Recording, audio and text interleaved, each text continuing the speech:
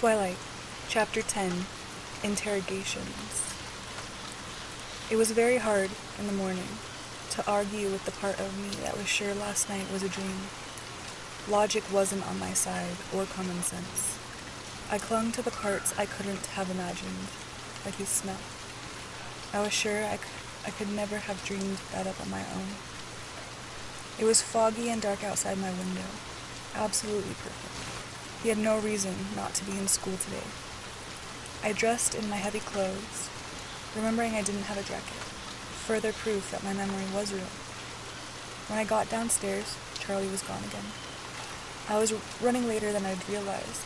I swallowed a granola bar in 3 bites, chased it down with milk straight from the carton, and then hurried out the door. Hopefully, the rain would hold off until I could find Jessica. It was unusually foggy. The air was almost smoky with it. The mist was ice cold where it clung to the exposed skin on my face and neck. I couldn't wait to get the heat going in my truck. It was such a thick fog that I was a few feet down the driveway before I realized there was a car in it. A silver car. My heart thudded, stuttered, and then picked up again in double time. I didn't see where he came from, but suddenly he was there, pulling the door open for me. "Do you want to ride with me today?"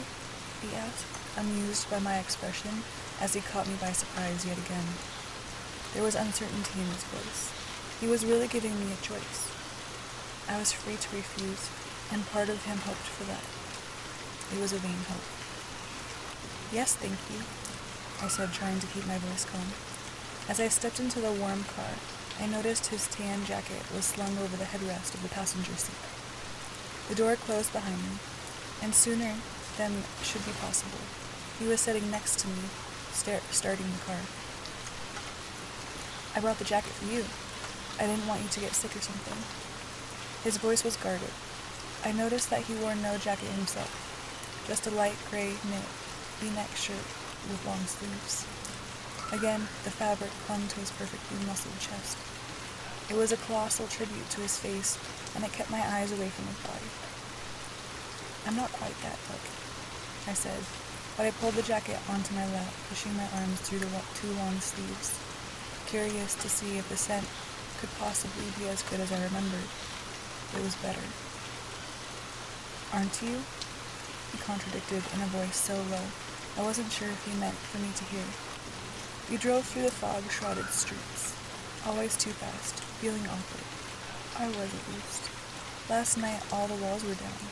Almost all. I didn't know if we were still being as candid today. It left me tongue-tied. I waited for him to speak. He turned to smirk at me. "What, no 20 questions today?" "Do my questions bother you?" I asked, relieved. "Not as much as your reactions do." He looked like he was joking, but I couldn't be sure. I frowned. "Do I react badly?" "No, that's the problem. You take everything so coolly. It's unnatural. It makes me wonder what you are really thinking." "I always tell you what I'm really thinking." "You edit," he accused. "Not very much. Enough to drive me insane." "You don't want to hear it," I mumbled, almost whispered. As soon as the words were out, I regretted them. The pain in my voice was very faint. I could only hope he hadn't noticed it. He didn't respond, and I wondered if I had ruined the mood. His face was unreadable as we drove into the school parking lot. Something occurred to me belatedly. "Where's the rest of your family?" I asked. More than glad to be alone with him, but remembering that his car was usually full. "They took Rosalie's car," he shrugged, as he parked next to a glossy red convertible with the top up. "Ostentatious, isn't it?" Wow, I breathed. "If she has that, why does she ride with you?" "Like I said, it's ostentatious. We tried to blend in." "You don't succeed." I laughed and shook my head as we got out of the car. I wasn't late anymore. His lunatic driving had gotten me to school in plenty of time. "So why did Rosalie drive today if it's more conspicuous?" "Hadn't you noticed? I'm breaking all the rules now." He met me at the front of the car, staying very close to my side as we walked into campus. I wanted to close that little distance, to reach out and touch him, but I was afraid he wouldn't like me to. Why do you have cars like that at all? I wondered aloud. If you are looking for privacy. An indulgence, he admitted with an empty smile. We all like to drive fast. Figures, I muttered under my breath. Under the shelter of the cafeteria roof's overhang, Jessica was waiting, her eyes about to bug out of their sockets. Over her arm, bless her, was my jacket. Hey, Jessica, I said, when we were a few feet away. Thanks for remembering.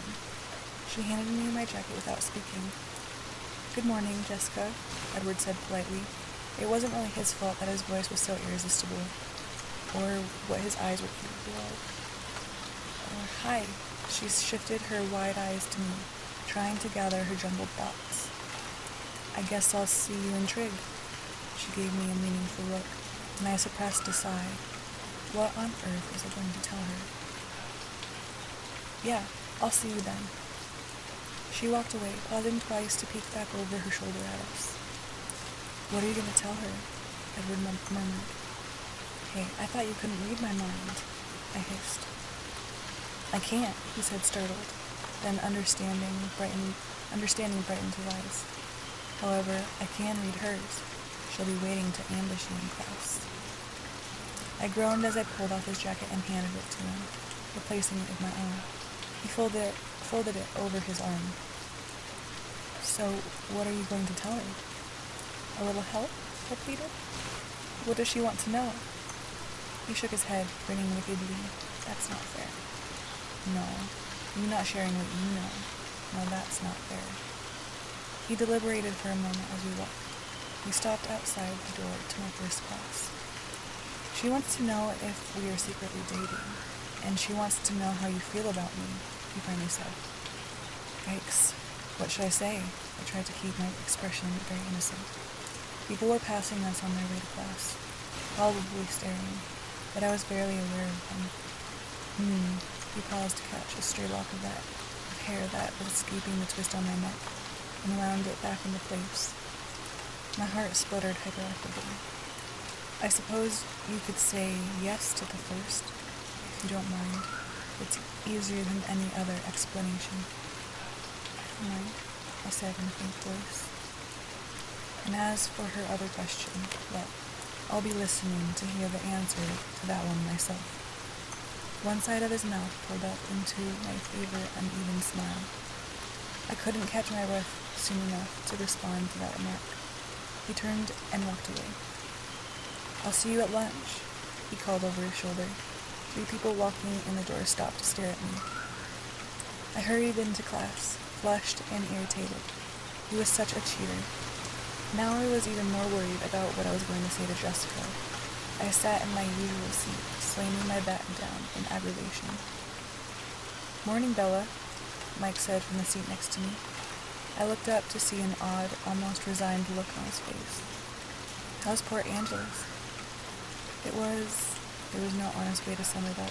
Great, I finished lamely. Jessica got a really cute dress. Did she say anything about Monday night? He asked, his eyes brightening. I smiled at the turn the conversation had taken. She said she had a really good time, I assured him. She did? He said eagerly. Most definitely. Mr. Mason called the class to order then, asking us to turn in our papers. English and then government passed in a blur, while I worried about how to explain things to Jessica and agonized over whether Edward would really be listening to what I said through the medium of Jess's thoughts. How very inconvenient his little talent could be when it wasn't saving my life. The fog had almost dissolved by the end of the second hour, but the day was still dark with low, oppressing clouds. I smiled up at the sky. Edward was right, of course.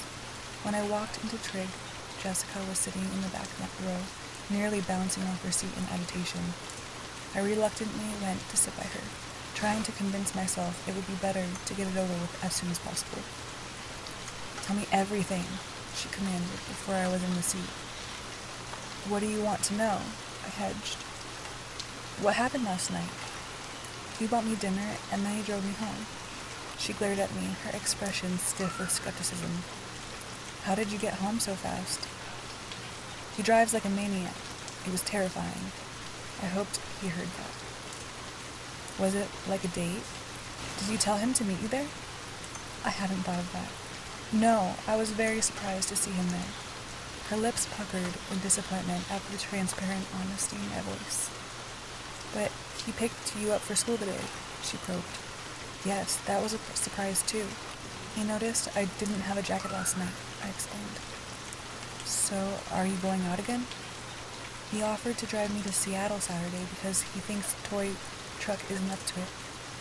Does that count? Yes, she nodded. Well, then yes. Wow.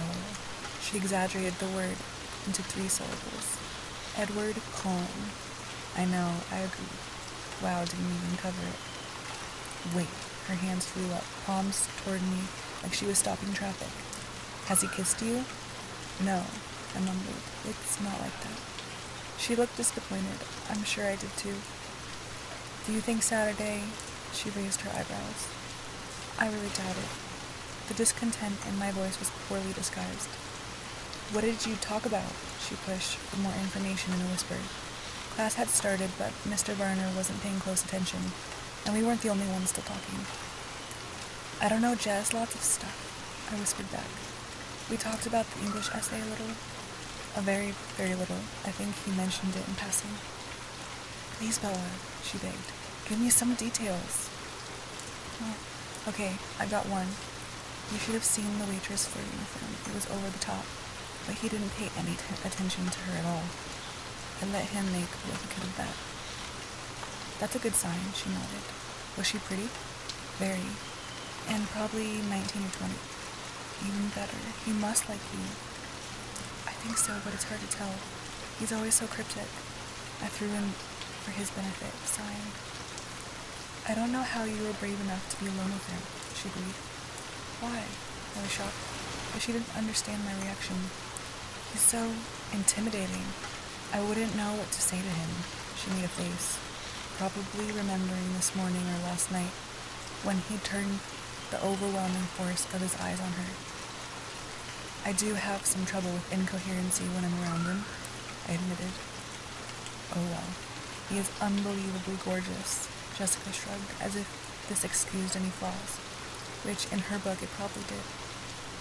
There's a lot more to him than that. Really? Like what? I wished I had let it go, almost as much as I was hoping he'd been kidding about listening in. I can't explain it right, but he's even more unbelievable behind the face. The vampire who wanted to be good, who ran around saving people's lives so he wouldn't be a monster. I stared toward the front of the room. Is that possible? She giggled. I ignored her, trying to look like I was paying attention to Mr. Varner. So you like him then? She wasn't about to give up. Yes, I said curtly. I mean, do you really like him? She urged. Yes, I said, pushing again. I hoped that detail wouldn't register in her thoughts. She'd had enough with the single-syllable answers. How much do you like him? Too much, I whispered back. More than he likes me, but I don't see how I can help that, I said, one blush blending into the next. Then, thankfully, Mr. Varner called on Jessica for an answer. She didn't get a chance to start on the subject again during class, and as soon as the bell rang, I took evasive action. In English, Mike asked me if you said anything about Monday night, I told her. You're kidding. What did you say? She gasped, completely sidetracked. I told him you said you had a lot of fun. He looked pleased. Tell me exactly what he said, and your exact answer. We spent the rest of the walk dissecting sentence structures and most of Spanish on a minute description of Mike's facial expressions. I wouldn't have helped draw it out for as long as I did if I wasn't worried about the subject returning to me. And then the bell rang for lunch. As I jumped up out of my seat, shoving my books roughly in my bag, my uplifted expression must have tipped Jessica off. You are not sitting with us today, are you? She guessed. I don't think so. I couldn't be sure that he wouldn't disappear inconveniently again. but outside the door to our Spanish class, leaning against the wall, looking more like a Greek god than anyone had the right to, Edward was waiting for me. Jessica took one look, rolled her eyes, and departed. "See you later, Bella." Her voice was thick with implications. I might have to turn off the ringer on the phone. "Hello." His voice was amused and irritated at the same time. He had been listening. It was obvious. "Hi." I couldn't think of anything else to say, and he didn't speak, biding his time, I presumed. So it was a great walk to the cafeteria. Walking with Edward through the crowded lunchtime rush was a lot like my first day here. Everyone stared. He led the way into the line, still not speaking, though his eyes returned to my face every few seconds, their expression speculative. It seemed to me that irritation was winning out over amusement as the dominant emotion in his face. I fidgeted nervously with the zipper on my jacket. He stepped up to the counter and filled a tray with food. "What are you doing?" I objected. "You are not getting all that for me." He shook his head, stepping forward to buy the food. "Half is for me, of course." I raised one eyebrow. He led the way to the same place we'd sat at one time before. From the other end of the long table, a group of seniors gazed at us in amazement as we sat across from each other. Edward seemed oblivious. "Take whatever you want," he said, pushing the tray toward me. "I'm curious," I said as I picked up an apple, turning it around in my hands. "What would you do if someone dared you to eat food?" "You are always curious," he grimaced, shaking his head. He glared at me, holding my eyes as he lifted the slice of pizza off the tray, and deliberately bit off a mouthful, chewed quickly, and then swallowed. I watched, eyes wide. "If someone dared you to eat dirt, you could, couldn't you?" he asked condescendingly. I wrinkled my nose. "I did once, on a dare," I admitted. "It wasn't so bad." He laughed. "I suppose I'm not surprised." Something over my shoulder seemed to catch his attention. "Jessica's analyzing everything I do. She'll break it down for you later." He pushed the rest of the pizza toward me. The mention of Jessica brought a hint of his former irritation back to his features. I put down the apple and took a bite of the pizza, looking away, knowing he was about to start. "So the waitress was pretty, was she?" he asked casually. "You really didn't notice?" "No, I wasn't paying attention. I had a lot on my mind." "Poor girl." I could afford to be generous now. "Something you said to Jessica. Well, it bothered me." He refused to be distracted. His voice was husky, and he glanced up from under his lashes with troubled eyes. "I'm not surprised you heard something you didn't like. You know what they say about eavesdropper," I reminded him. "I warned you I would be listening, and I warned you that you didn't want to know everything I was thinking." "You did," he agreed, but his voice was still rough. "You aren't precisely right, though. I do want to know what you were thinking, everything. I just wish that you wouldn't be thinking some things." I scowled. "That's quite a distinction." "But that's not really the point at the moment." "Then what is?" We were inclined toward each other, across the table now. He had his large white hands folded under his chin. I leaned forward, my right hand cupped around my neck. I had to remind myself that we were in a crowded lunchroom, with probably many curious eyes on us. It was too easy to get wrapped up in our own private, tense little bubble. "Do you truly believe that you care more for me than I do for you?" he murmured, leaning closer to me as he spoke, his dark golden eyes piercing. I tried to remember how to exhale. I had to look away before it came back to me. "You're doing it again," I muttered. His eyes opened wide with surprise. "What?" "Dazzling me," I admitted, trying to concentrate as I looked back at him. "Oh," he frowned. "It's not your fault," I sighed. "You can't help it." "Are you going to answer the question?" I looked down. "Yes?" "Yes, you are going to answer, or yes, you really think that?" He was irritated again. Yes, I really think that. I kept my eyes down on the table, my eyes tracing the pattern of the faux wood grains printed on the laminate. The silence dragged on. I stubbornly refused to be the first to break it this time, fighting hard against the temptation to peek at his expression. Finally, he spoke, voice velvet soft. You were wrong. I glanced up to see that his eyes were gentle. You can't know that, I disagreed in a whisper. I shook my head in doubt, though my heart throbbed at his words and I wanted so badly to believe them. What makes you think so? His liquid topaz eyes were penetrating, trying futilely, I assumed, to lift the truth straight from my mind. I stared back, struggling to think clearly in spite of his face, to find some way to explain. As I searched for the words, I could see him getting impatient, frustrated by my silence. He started to scowl. I lifted my hand from my neck and held up one finger. Let me think, I insisted. His expression was cleared. Now he was satisfied that I was planning to answer. I dropped my hand to the table, moving my left hand so that my palms were pressed together. I stared at my hands, twisting and untwisting my fingers as I finally spoke. Well, aside from the obvious, sometimes I hesitated. I can't be sure. I don't know how to read minds, but sometimes it seems like you're trying to say goodbye when you're saying something else. That was the best I could sum up the sensation of anguish that his words triggered in me at times. Perceptive, he whispered. And there was the anguish again, surfacing as it confirmed my fear. That's exactly why you're wrong now, he began to explain. Then his eyes narrowed. What do you mean, the obvious? Well, look at me, I said unnecessarily, as he was already staring. I'm absolutely ordinary. Well, except for bad things, like all the near-death experiences and being so clumsy that I'm almost disabled. And look at you.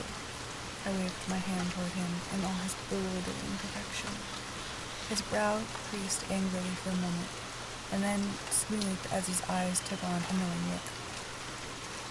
You don't see yourself very clearly, you know.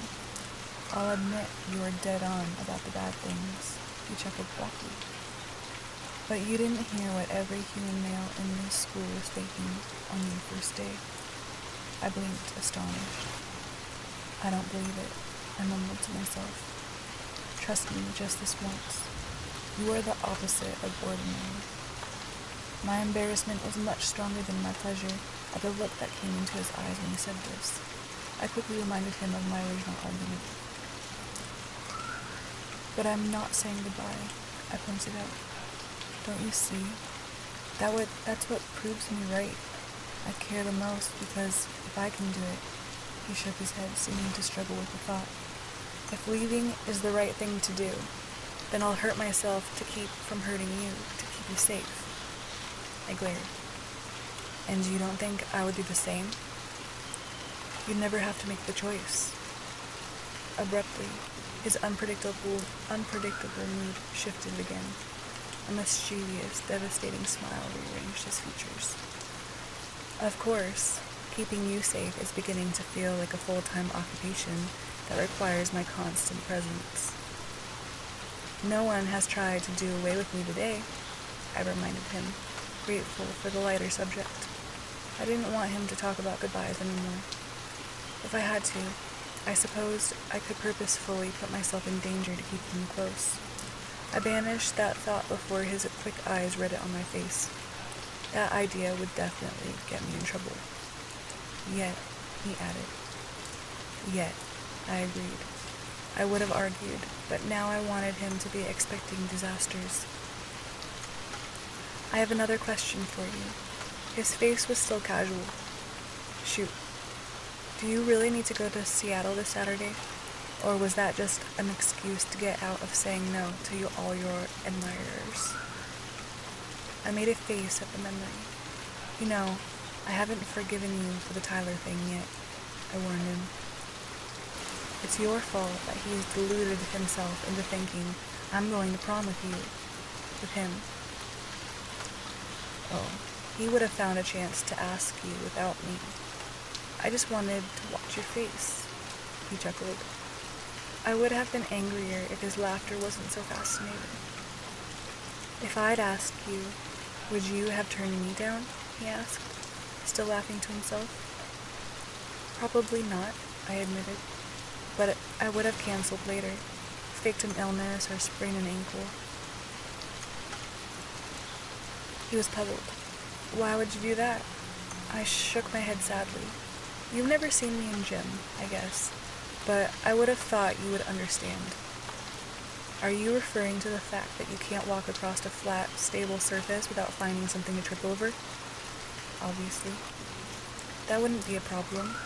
He was very confident. It's all in the leading. You could see that I was about to protest and he cut me off. But you never told me. Are you resolved on going to Seattle, or do you mind if we do something different? As long as the we part was in, I didn't care about anything else. I'm open to alternatives, I allowed, but I do have a favor to ask. He looked wary, as he always did when I asked an open-ended question. What? Can I drive? He frowned. Why? Well, mostly because when I told Charlie I was going to Seattle, he specifically asked if I was going alone, and at the time I was. If he asked again, I probably wouldn't lie, but I don't think he will ask again, and leaving my truck at home would just bring up the subject unnecessarily, and also because your driving frightens me. He rolled his eyes. Of all the things about me that could frighten you, you worry about my driving. He shook his head in disgust, but then his eyes were serious again. Won't you want to tell your father that you're spending the day with me? There was an undercurrent to his question that I didn't understand. With Charlie, less is always more. I was definite about that. Where are we going anyway? The weather will be nice, so I'll be staying out of the public eye. And you can't stay with me, and you can stay with me if you'd like to. Again, he was leaving the choice up to me. And you'll show me what you meant about the sun? I asked, excited by the idea of unraveling another of the unknowns. Yes, he smiled and then paused. But if you don't want to be alone with me, I'd still rather you didn't go to Seattle by yourself. I shudder to think of the trouble you could find in a city that size. I was miffed. Phoenix is 3 times bigger than Seattle, just in population, in physical size. But apparently, he interrupted me, your number wasn't up in Phoenix, so I'd rather you stayed near me. His eyes did that unfair, smoldering thing again. I couldn't argue with the eyes or the motivation, and it was a moot point anyway. As it happens, I don't mind being alone with you. I know, he sighed, brooding. You should tell Charlie, though. Why in the world would I do that? His eyes were suddenly fierce. To give me some small incentive to bring you back. I gulped, but after a moment of thought, I was sure. I think I'll take my chances. He exhaled angrily and looked away. Let's talk about something else, I suggested. What do you want to talk about? He asked. He was still annoyed. I glanced around us, making sure we were well out of anyone's hearing. As I cast my eyes around the room, I caught the eyes of his sister Alice staring at me. The others were looking at Edward. I looked away swiftly, back to him, and I asked the first thing that came to mind. Why did you go to that Goat Rocks place last weekend to hunt? Charlie said it wasn't a good place to hike because of bears. He stared at me as if I was missing something very obvious. Bears, I gasped, and he smirked. You know, bears are not in season, I added sternly, to hide my shock. If you read carefully, the laws only cover hunting with weapons, he informed me. He watched my face with enjoyment as that slowly sank in. Bears, I repeated with difficulty. Grizzly is Emmett's favorite. His voice was still offhand, but his eyes were scrutinizing my reaction. I tried to pull myself together. I said, taking another bite of pizza as an excuse to look down. I chewed slowly, and then took a long drink of Coke without looking up. So, I said after a moment, finally meeting his now anxious gaze, what's your favorite? He raised an eyebrow and the corners of his mouth turned down in disapproval. Mountain lion. Ah, I said in a politely disinterested tone, looking for my soda again. Of course, he said, and his tone mirrored mine. We have to be careful not to impact the environment with injudicious hunting. We try to focus on areas with an overpopulation of predators, ranging as far away as we need. There's always plenty of deer and elk here, and they'll do, but where's the fun in that? He smiled teasingly. Where indeed? I murmured around another bite of pizza. Early spring is Emmett's favorite bear season. They are just coming out of hibernation, so they're more irritable. He smiled at some remembered joke. Nothing more fun than an irritated grizzly bear, I agreed, nodding. He snickered, shaking his head. Tell me what you are really thinking, please. I'm trying to picture it, but I can't, I admitted. How do you hunt a bear without weapons? Oh, we have weapons. He flashed his bright teeth in a brief, threatening smile. I fought back a shiver before it could expose me. Just not the kind they consider when writing hunting laws. If you've ever seen a bear attack on television, you should be able to visualize Emmett hunting. I couldn't stop the next shiver that flashed down my spine. I peeked across the cafeteria toward Emmett, grateful that he wasn't looking my way. The thick bands of muscle that wrapped his arms and torso were somehow even more menacing now. Edward followed my gaze and chuckled. I stared at him unnerved. Are you like a bear too? I asked in a low voice. More like the lion, or so they tell me, he said lightly. Perhaps our preferences are indicative. I tried to smile. Perhaps, I repeated, but my mind was filled with opposing images that I couldn't merge together. Is that something I might get to see? Absolutely not. His face turned even whiter than usual, and his eyes were suddenly furious. I leaned back, stunned, and, though I'd never admit it to him, frightened by his reaction. He leaned back as well, folding his arms across his chest. Too scary for me? I asked when I could control my voice again. If that were it, I would take you tonight, he said, his voice cutting. You need a healthy dose of fear. Nothing could be more beneficial for you. Then why? I pressed, trying to ignore his angry expression. He glared at me for a long minute. Later, he finally said. He was on his feet in one lithe movement. We were going to be late. I glanced around, startled to see that he was right, and the cafeteria was nearly vacant. When I was with him, the time and the place were such a muddled blur that I completely lost track of both. I jumped up, grabbing my bag from the back of my chair. Later then, I agreed. I wouldn't forget.